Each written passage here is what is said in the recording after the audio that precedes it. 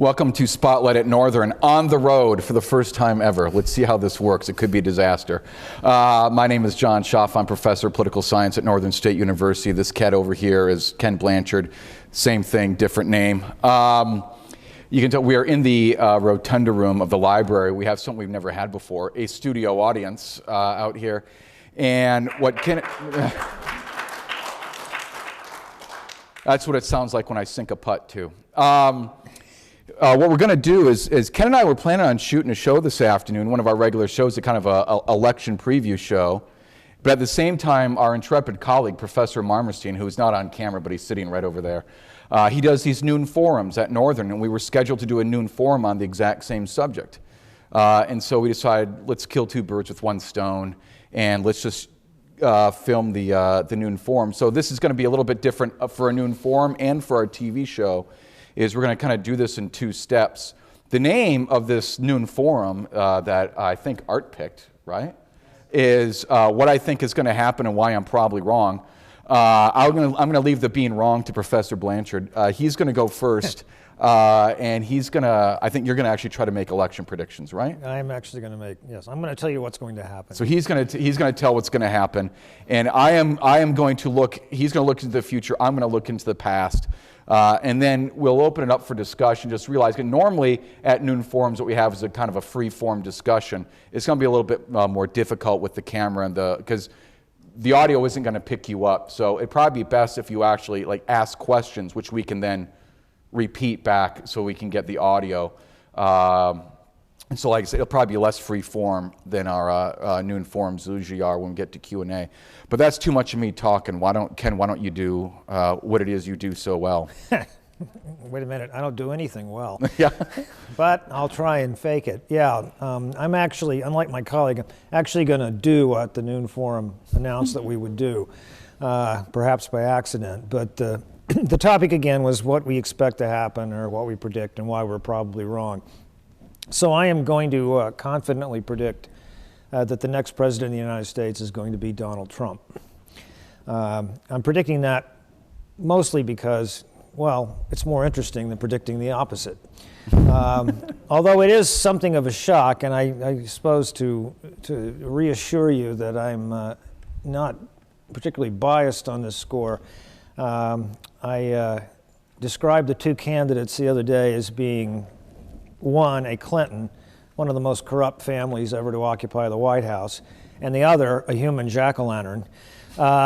So I'm not particularly fond, let's put it, let me put it this way. If both of them are struck by lightning Monday, that will be proof of the existence of God. But I will, as a political scientist, I want to know what happens and trying to understand it and keeping an eye on it.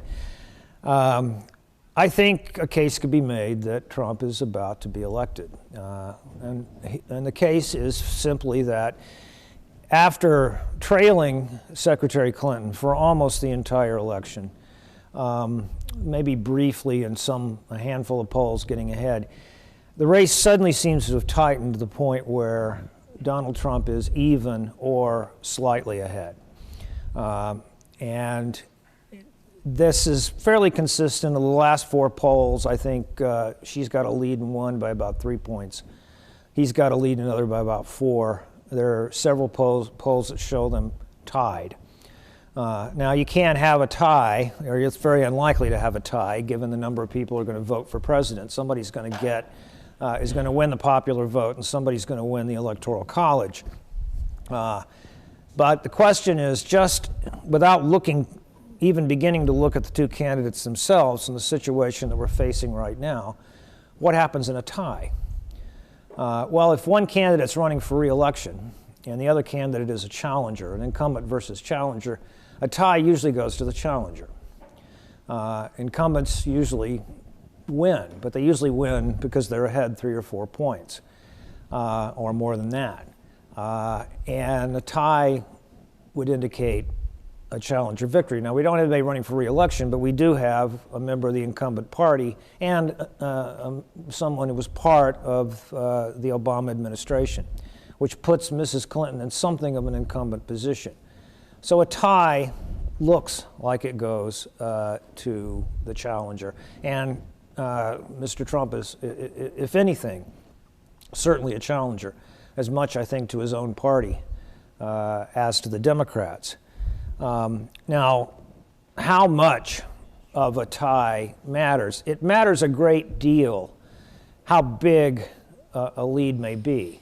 I've been looking at Nate Silver's 538 website, which is an election prediction site. He also predicts sports events and a lot of stuff. But his estimate is if she's ahead, nationally by 3 to 5 points, she's going to win in the Electoral College. And that's what it means to be elected president. That's what we actually look at. And on the other hand, if her national lead is below 2 points, while popular vote doesn't matter legally speaking, it has nothing to do with your being elected president, it's a pretty good predictor of how battleground states are going to go. We look at a state where it's close, where it might go either way. If one candidate has a more than 3-point lead, that candidate's probably going to carry those close states. Probably that's going to add up to Electoral College victory. And I'll talk about that a little more in a moment. But looking at other things about the election, which might go in Mr. Trump's favor. The American people, in their genius, have nominated the two least popular candidates in either party. In fact, I think a pitcher of warm spit might have actually come in slightly higher.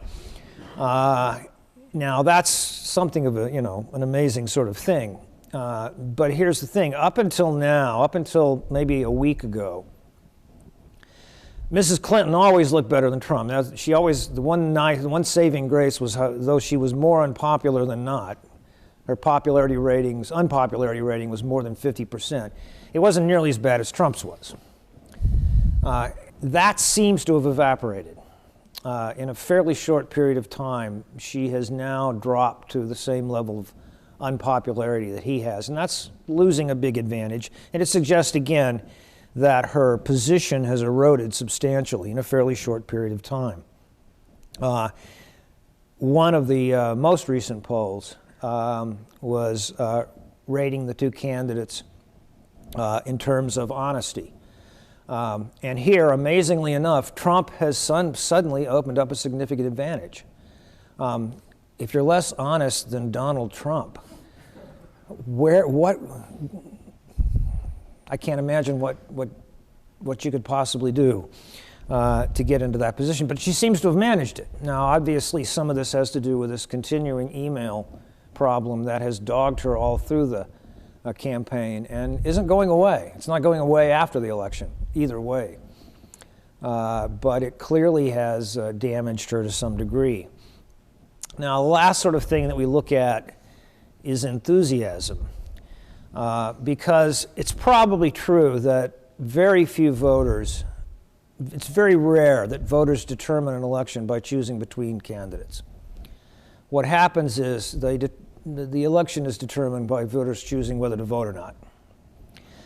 Which side really shows up at the polls.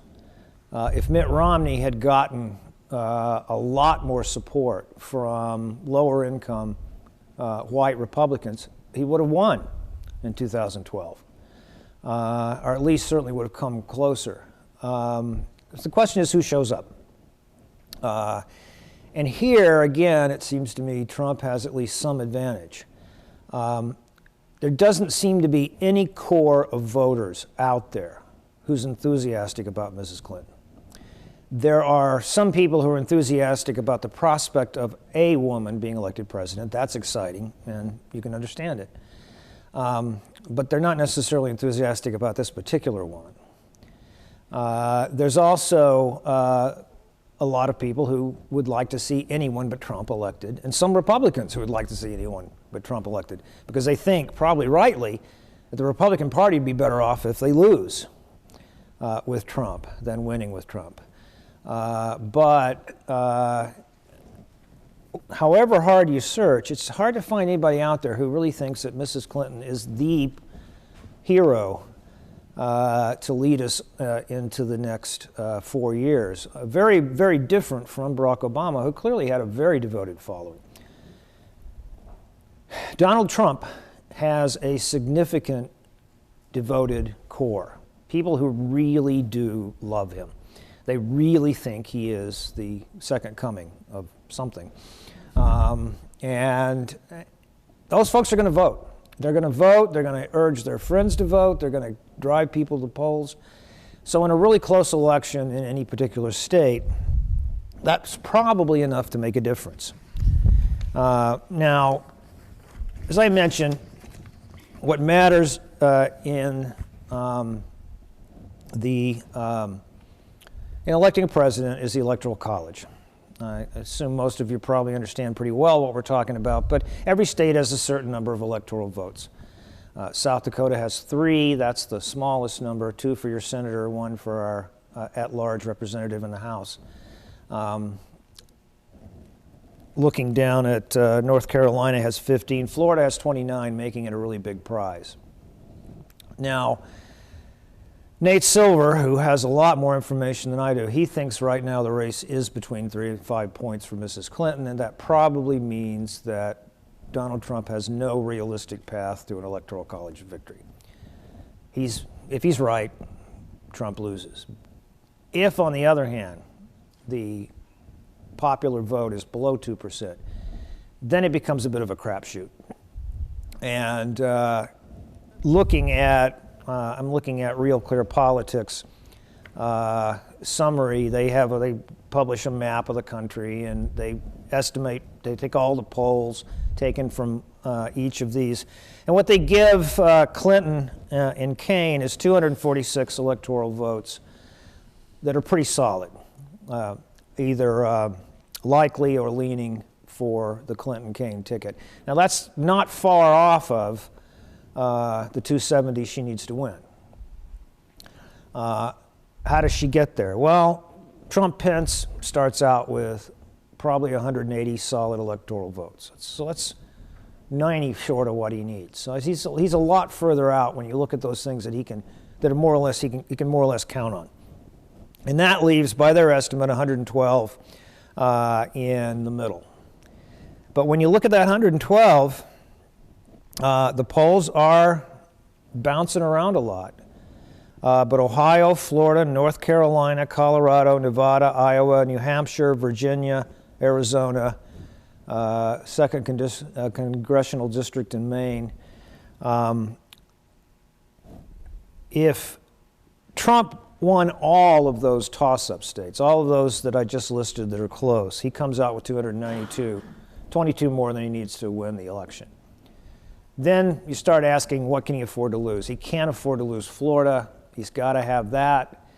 But almost all the polls show him with a slight lead in Florida. I'm guessing he probably gets Florida.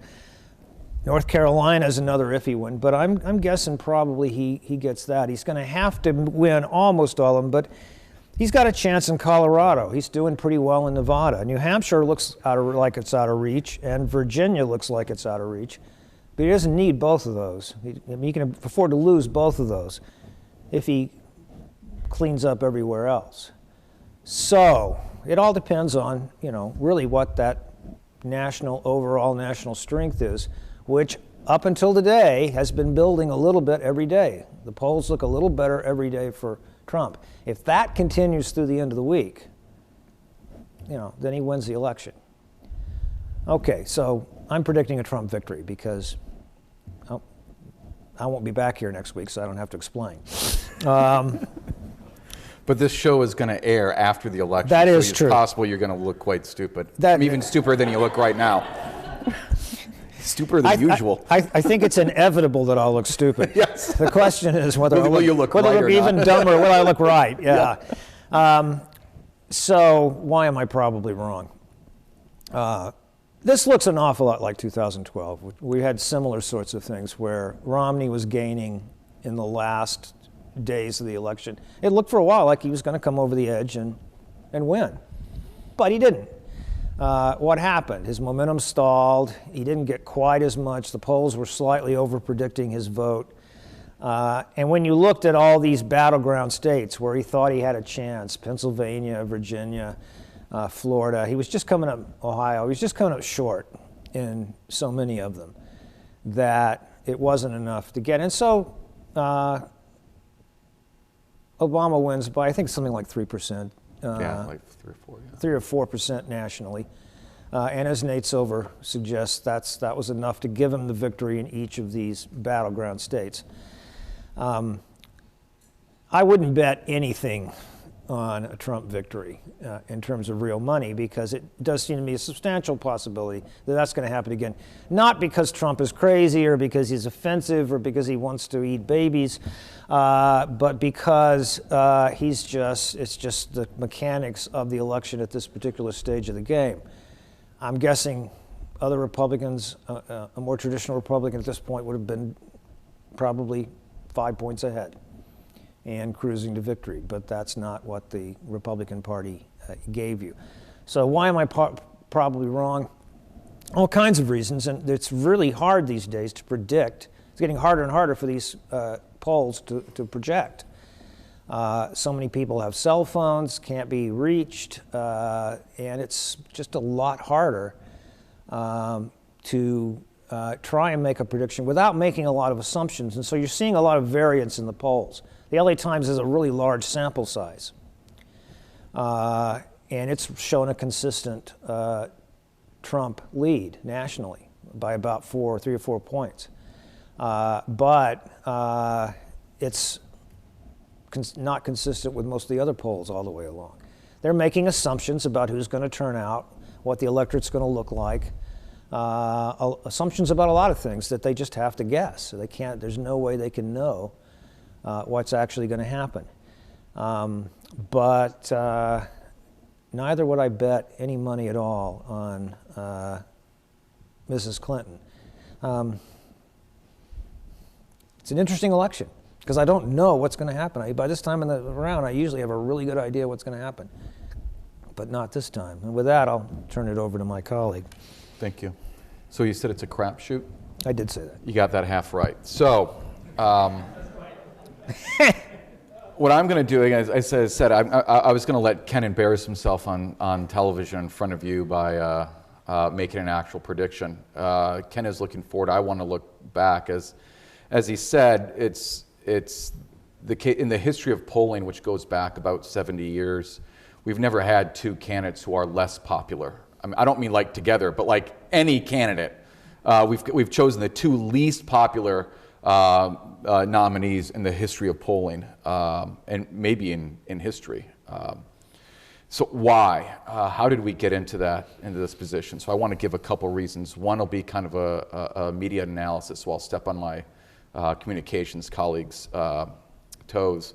And then more straightforward political science analysis. I brought props, and also my notes are on a computer, not scribbled on the back of a piece of paper like his were, because I prepare. Did you get that? I did.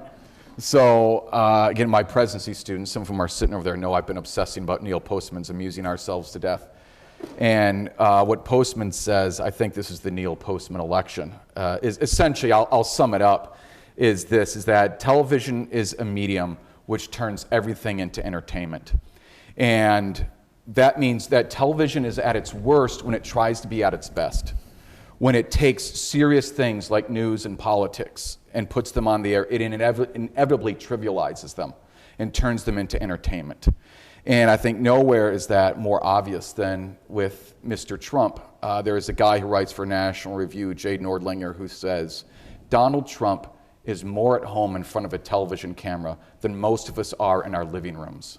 And that's true, I think. There's a reason why he was a popular reality television star.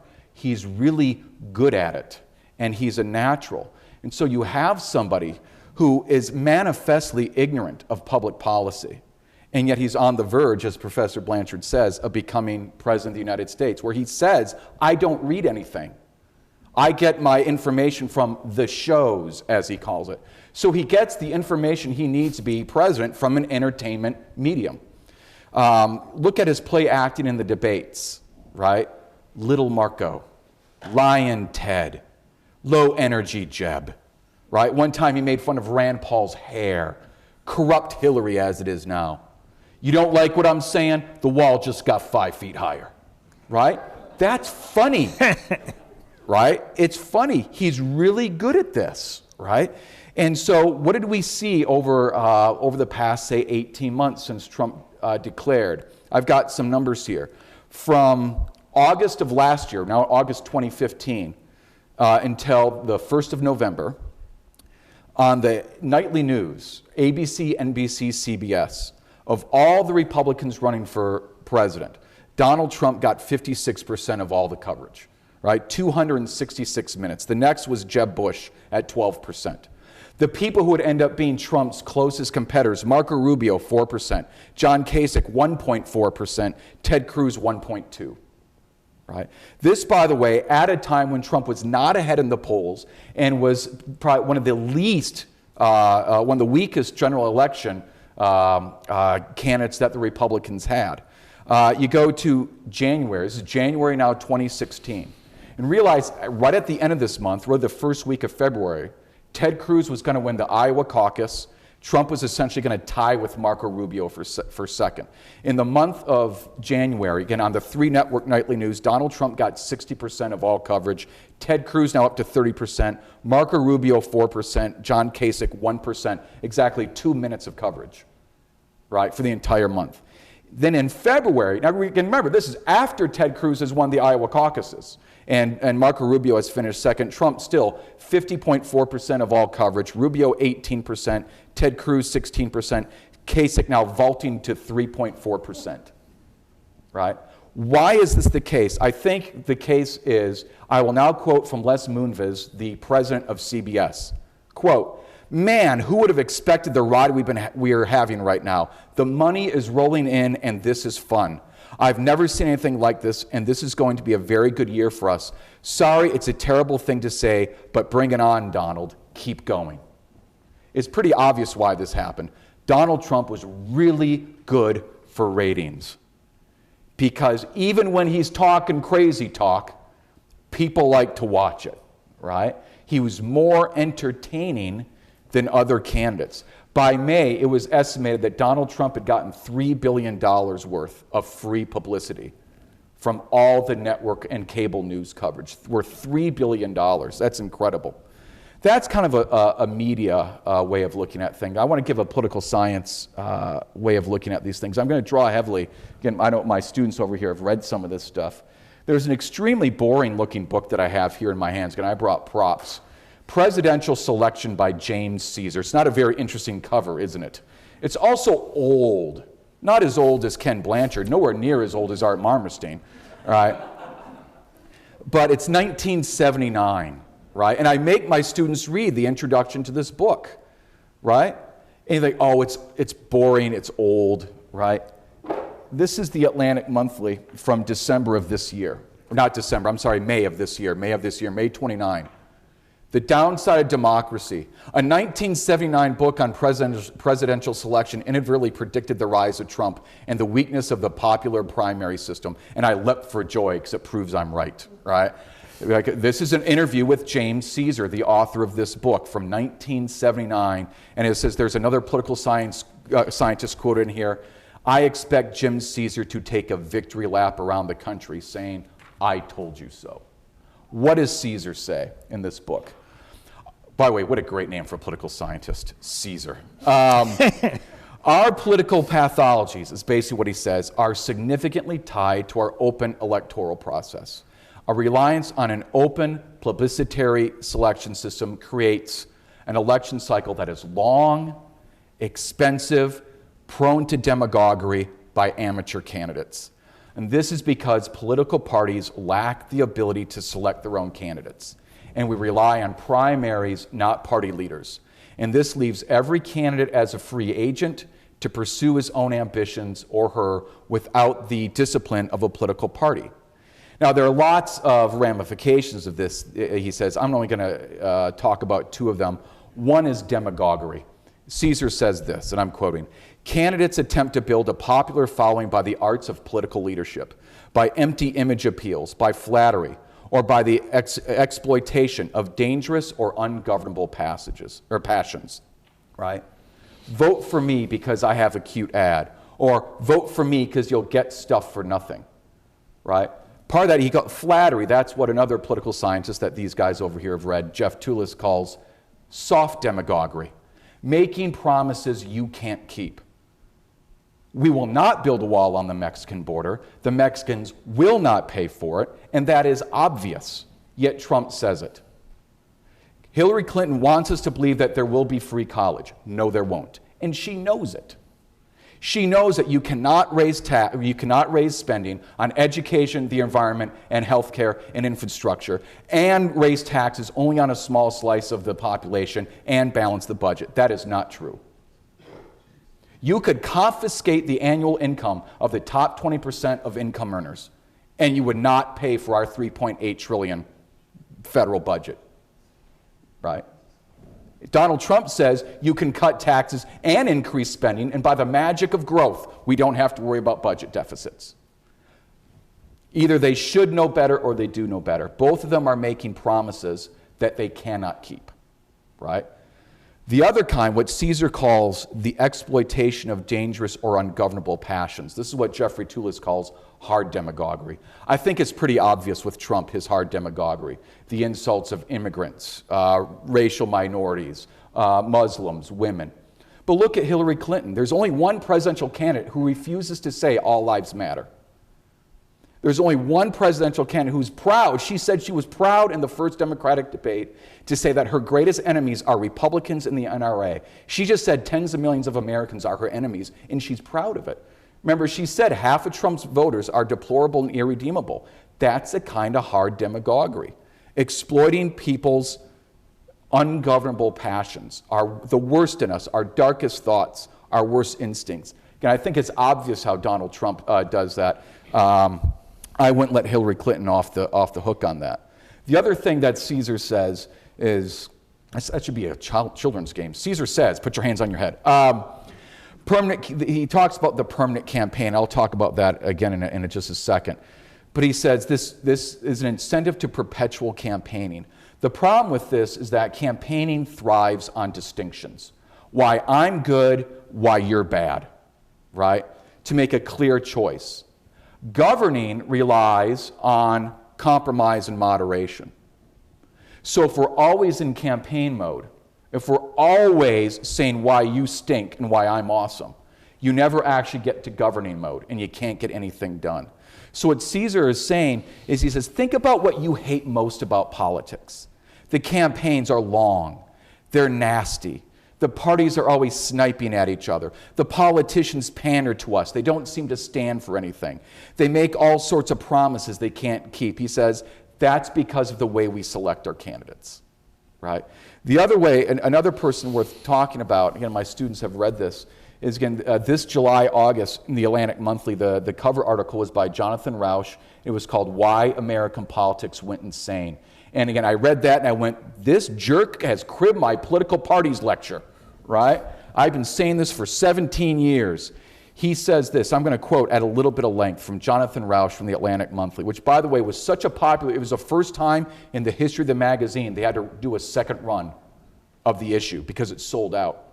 He says this, primary races now tend to be dominated by highly motivated extremists and interest groups with the perverse result of leaving moderates and broader, less well-organized constituencies underrepresented. According to Pew Research Center, in the first 12 presidential primary contests of 2016, only 17% of eligible voters participated in Republican primaries, and only 12% in Democratic primaries. In other words, Donald Trump seized the lead in the primary process by winning a mere plurality of a mere fraction of the electorate. Surveying congressional primaries for a 2014 Brookings Institute report, the journalists Jill Lawrence and Walter Shapiro observed, the universe of those who actually cast primary ballots is small and hyper-partisan and rewards candidates who hew to ideological orthodoxy. By contrast, this is Rauch now, party leaders tend to shop for candidates who exert broad appeal in a general election and who will sustain and build the party's brand. So they generally lean towards relative moderates and team players. And they cite political science by Jamie Carson and this other guy, Roberts, who I don't know, that under the old system of strong parties, we actually got better candidates because the parties underwrote the cost of running. Now as free agents, we get more candidates are free agents. We call that candidate-centered politics. Candidates are more fringe, and they're harder to get rid of. You elect a kook to Congress, it's harder for the party to get rid of them because the party has little say in who runs under the party label, right? And because the candidates are responsible almost totally for their own elections, we have this pathology that they spend more time campaigning, even if they feel safe, because no one wants to get what I call Cantorized. Eric Cantor was the majority leader of the Republican Party in the United States House, and he was defeated for re-election, not by by a Democrat, but by a Republican in a primary. No one wants that to happen, so the incentive is why does John Thune have $9 million in the bank? Well, there's no way he's going to lose, because he wants to make dang sure he never loses, right? He's always raising money, even though the last election he didn't even have an opponent. He raised like $10 million to run against literally nobody. Again, because we make it harder for candidates to raise money through our campaign finance law, that money has been channeled to independent groups who tend to be more extreme and less sensitive to actual governing coalitions. Right? I think I'm going to leave it at that because for the sake of time, even though I could talk about other stuff, I'm going to leave it at that. I would point out that he actually said a lot of interesting stuff because he read things written by other people.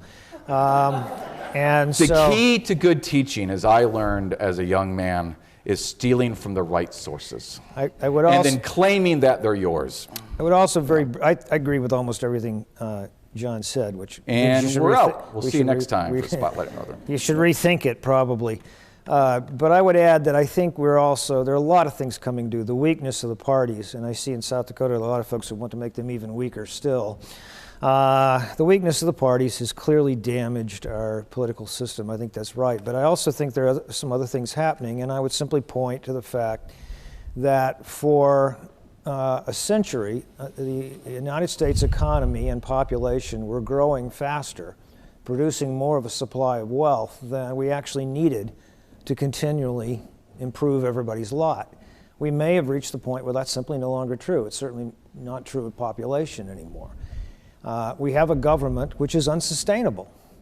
Every year, the actuaries of the Social Security and Medicare systems come out and say, this thing's going to collapse. And the longer we wait to fix it, the more painful it's going to be.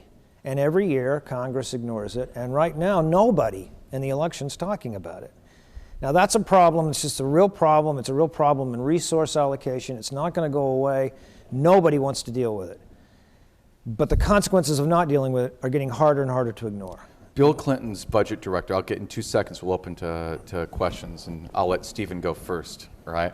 Hold on. Erskine Bowles, who is the former budget director and chief of staff for Bill Clinton, has said, we have the most predictable economic collapse in history coming because we have an unsustainable budget, and we know why it's unsustainable, entitlement spending. And both of our candidates say, in fact, Donald Trump has said right out, there's no reason to reform entitlements. In fact, he criticizes people who say otherwise. We should leave it as it is, and if not, even double down on it. That's kind of what I mean. That's them, in this case, refusing to say something that needs to be said. One of the things I was going to say is, Rausch points out the dumbing down of political rhetoric. In a publicitary system like this, people respond more to short-term stimuli than long-term planning. It's a lot nicer to say, I'm going to give you candy today, than here's something we need to do in the long run. It's harder to run for office saying, you need to be looking out for the next generation instead of the next election. It's just harder to do. And Stephen has, let's open it up. Why don't you raise hands and then say what you need to say, and then one or the other of us will repeat it. So, but use nice words, Stephen. This could be, I will try to use nice words. This is the, first I'll start with an unnecessary beginning because I'll vote for Hillary next week, probably can. But nonetheless, we should go to the next point, which is the narrative on corruption. So as somebody was repeated the other day when asking about Hillary, if you have evidence for her corruption, please call the FBI and report it. Otherwise, shut up. Because essentially, I want to have the evidence, not the narrative for corruption. What is the evidence that Hillary, and because that's going to cost her the campaign, if it is, it's the corruption. What laws has she broken that she should lose an election to somebody who's arguably the least qualified person ever to run for any public office in the history of the United States? Hillary Clinton, Any office? Any office. Wow. So what is the proof of Clinton's corruption? That's all I need to know. Take that or should I? I'll call the police. The question was asked, what is the proof of Clinton's corruption? Calling the FBI won't help. They've already... They're in Trump's corner, so it should help. Well, suddenly they're in Trump's corner. I mean, a few months ago, the FBI director was the greatest hero in the history of the Republic because he chose not to indict Mrs. Clinton. What he did not do, as many people have said he did, was clear her of any wrongdoing. What he said was he thought he could not prosecute. He certainly agreed that it was, in his words, extraordinarily careless judgment in handling misinformation. I don't know anybody who doubts, who's talked about this, who has actually said that nothing she did in having a private server in her home was against the law. She was keeping classified documents. The proof is that she consistently lied about it. If she wasn't doing anything illegal, she just did something embarrassing. All she had to do was come out and say so, but she couldn't afford to do that because she was pretty sure that she had done something illegal. Now, can I prove it? No, I can't prove that you exist. In fact, I'm sort of hoping the opposite is true. But living with it, I'll have to say that no reasonable person doubts that she's corrupt or that the Clintons are corrupt. The question is how corrupt and whether she's worse than Trump. I'm not making any claim there at all. Accepting money from votes, that her policy positions are in, she's accepting sums of money and changing her positions based on votes. I know the narrative of Hillary Clinton, who is arguably the most accomplished candidate we've had in decades running for office, certainly more than Obama was, certainly more than Bush was. No, I'm sure it's every time somebody gives enormous sums of money to the Clinton Foundation, they get something out of government they want. It's something out of her. I'm sure that's a complete accident, a mere coincidence. They have to provide the evidence, otherwise half the people in the room could be arrested by the state on something. Well, I think the point would be this, Stephen. An election, and then Mr. Clad over there wants to actually ask a question. We're having an election, not a trial. Thus, the standards of evidence are different, right? It is not necessary to have the so-called smoking gun in order to say somebody is corrupt, right? Anyway, Ken's point is this. When we find out about the email thing, the server, when she says there were no classified documents, then you find out there were classified documents. When she says, I did this because I only wanted to use one device, then you find out she had 15 devices. When you find out that she said, we turned it all over, but then there were 33,000 emails that they didn't turn over, right? When you find out that then they bleached some of these servers, right? When you find out that they had 5 laptops, 2 of them which they lost. They say they lost them when they were trying to turn them over to the FBI. 2 of the laptops that she used, they lost them, right? That's a circumstantial piece of evidence. And the same thing, I forget the guy who wrote the book on the Clinton Foundation. He's got a whole book of, and we're not trying to prosecute a court case, we're trying to have an election. And so reasonable people can say, as Ken just said, if somebody gives a lot of money to the Clinton Foundation, and then they have their issue before the State Department resolved in their favor, and this happens consistently, a reasonable person can conclude that there is a quid pro quo, even if there is no smoking gun, right? And so voters have to make that assessment, right? And it certainly seems reasonable to me that someone could see these patterns and say, it's not a forensic case, as I would say, it's a circumstantial case. And the circumstances lead me to believe a voter might say that this person has a pattern of corruption, right? But Cory had a question. Go ahead, Cory. Out of, there's been 4 or 5, correct me if I'm wrong, elections that have gone and been decided by the House of Representatives when nobody's gotten 270 votes. I don't know if that's likely in this election, but if it were to happen that neither candidate gets 270 votes, what do you think would be the outcome in the House of Representatives? That's what, it's interesting. I was talking to American government students today, and we were looking at, in fact, we talked about the Electoral College today. That was the lesson for the day. And so we're looking at the RCP stuff, and I said, how many people, and this is in 2 sections, how many people here have heard of Evan McMullen? One hand went up. And here, we got, I don't know, there's maybe 25, 30 people here. How many people here have heard of Evan McMullen? Evan McMullen, or Egg McMuffin, who is his cousin, right? So I know about half of us, and this is obviously this is a pretty politically engaged, educated crowd, and knowing about half. This guy might win Utah, and this guy, he's a former CIA official, worked for the Republicans on Capitol Hill, and he's very popular in Utah. He happens to be Mormon, and he also for whatever reason, the LDS Church. Or the LDS members, I should say, have, despite being strong Republicans, have had been particularly hard time hooking up with the Trump bandwagon. I think some of those reasons would be fairly obvious, but whatever.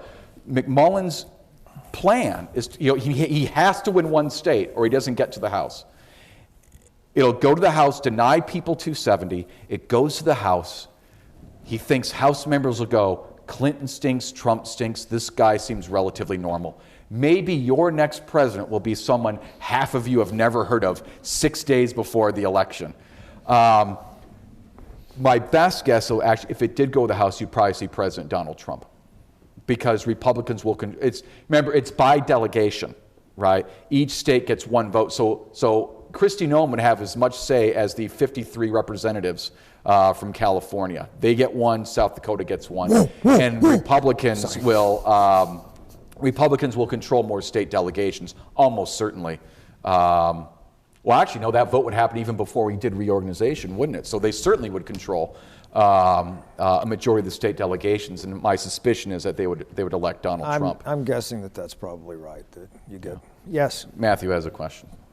What are some of the still vacant Supreme Court seat and some of the potential precedent that would be set, especially given the rhetoric from Republican candidates that they would still refuse to hear should Hillary win? Good question. About the Supreme Court and what this election has to do with that. That is a very good question. We are approaching crisis when it comes to putting people in the Supreme Court, and that's been coming for a long time. Once the decision was made to use the court as a vehicle of political change and maintaining political change, then it becomes a hot issue. My guess is if Hillary's elected, she probably will have to come up with new nominees as opposed to simply sending back those that have already been sent up by the president. But Republicans will eventually come around and go along with it.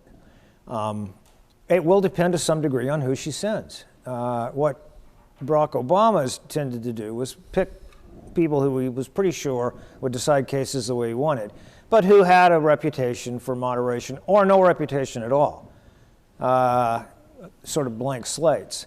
My guess is Mrs. Clinton probably follows suit. The Republicans would grumble, but pass them along. If Donald Trump is elected, I think the resistance to him on the Democratic side might be a great deal more vociferous. And you might get, of course it also depends on who controls the Senate. If the Democrats should get back control of the Senate, it's going to be tough. But even if they're in the minority, of course, they would be tempted to filibuster. Do you have a Senate projection? Here's our prognosis. What does your election shaman say? I think it's going to be very close to 50-50, but I'm guessing the Republicans maintain control by one seat or two. Yeah. Michael will agree with me. I've been saying in class, right? Senate's gone for Republicans. I might be changing that over the events of the last 3 or 4 days. It depends a lot on what we're talking about in terms of popular vote. If Mrs. Clinton wins by 6 points, the Senate's gone. I still think it's more than 50-50 Democrats take the Senate, but yeah, I think we'll see. Things are tightening. I think if Trump wins, Yeah. Republicans certainly hold.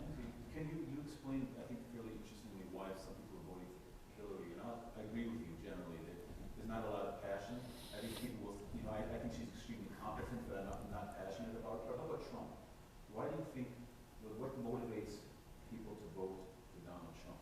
Oh, I think, well, What motivates people to vote for Donald Trump is a question. yeah, I Go mean, ahead. I think there are all kinds of answers to that. There is clearly a strong animosity toward immigration, especially toward certain kinds of immigration. That's not just true of the United States, it's true across the developed world. In fact, I think it'd be hard to find a country anywhere on the planet where most people are in favor of immigration into that country. And we're certainly no different. But I think the larger animus, or the larger reason, is a distaste of ordinary people against American elites. If Trump is really gaining, I mean, if these numbers we've been seeing recently are real, and Trump is actually going to score many percentage points higher than we expected, I think it's not because of the email scandal. It's because the press is so clearly in the bag for Hillary. They have been so one-sided, so obviously distorting everything they're reporting in favor of Mrs. Clinton since Trump was nominated. And people are just angry about it. They see it as corruption, and rightly or wrongly. And then they're mad. They're mad at the elites. They're mad at, and it's partly anger among Republicans at their own party. I mean, Republicans will take control of both houses of Congress, and what do? They spin like drunken sailors. Pardon me, that's not fair to drunken sailors. And instead of trying to actually bring the budget into balance or trying to rationalize government, there's all kinds of reasons why Republicans end up doing that. Because Americans, we're like people who need to lose weight. We're perfectly willing to do anything we need to lose weight as long as it doesn't involve diet or exercise. We love to balance the budget as long as it doesn't involve raising taxes or cutting benefits. But there's a big groundswell of Republican strength out there, a lot of it white, college educated or less than college educated, but not professional, that's really angry at those elites. And Trump, boy, he's singing their song. Anyone else? Anyone else? Sure, please. Kind of getting away from candidates, going more of a political ethics issue with the media. And just to preface, I don't personally think the media is some evil giant entity out to get anybody. I know my mom always says you wouldn't support Clinton if you watched Fox News, not the other channels that won't report on these negative issues. It's actually vice versa, but go ahead. I would say for your office not watching the other channels, I watch when I see negative stories all the time. But that out of the way, on election day, the media will do exit polling, and they hold on to those results until the polls close, because they ethically don't want to affect people voting later in the day. But Target Smart and William & Mary, I don't know if you've seen it yet, they've been doing exit polling of early voters in Florida. And they released today their first findings about who's voting, who's up and how, and demographic breakdowns. If it's not ethical on election day, why is it ethical a week before election day? I haven't seen these, though. And one thing is that this is one of many reasons why I think early voting is wrong, and I would get rid of it. I would make Election Day a holiday. If people have a problem, even your employer legally must let you leave in order to vote, right? But if it's a problem, make the day a holiday. But this is precisely part of the problem, is we're getting results before the election. Even if we don't have, I've not heard about these exit polls, how you vote is private. That you have voted is not a private act. So we know who's voting. So early voters we know, and so we can assume that Trump and Clinton are getting somewhere in the ballpark of 90% of their own voters, and so we keep track of, and the parties are doing this too, obviously. It's one of the reasons why parties like early voting, is it helps ease their spending of resources. So we know if this many Republicans in Nevada have voted and this many Democrats, we can kind of guess where things are standing in Nevada, or Florida is having this same issue. I've seen early voting registration. I haven't seen anything about exit polling. But I would just say, I think it is unethical if they're releasing exit polls. There's no way, you can't not release that people have voted, because like I say, it's a public act, it's public record that you have voted. But I said, this is why I think we shouldn't have early voting, because you don't want to be skewing people's impression of how things are going with information that, I mean, the classic example of this, of course, is the 2000 election, where the networks called Florida for Al Gore while people were still voting on the Panhandle, because they forgot that the Panhandle is in a different time zone. And they were still voting, and they were people leaving the polling booths, the voting booths, the polling places, said, well, Florida's done. There's no reason for us to vote. Well, how would that have changed that obviously extraordinarily close election in Florida if the networks had not have done it too early a call? Because this is part of when they started to become nervous about exit polls. But this, I just think it's one reason not to early vote. I don't see anything in principle wrong with releasing exit polls, except for the one scenario that he mentions. If to announce what happened in Florida really early in the night, before other states have stopped voting, could affect the outcome. And the temptation on the part of the media to use that to swing an election, keep quiet if it's Trump, release it if it's Hillary. The temptation would be very strong. And so I can see a problem. And part of this, I think, is the laziness of the media.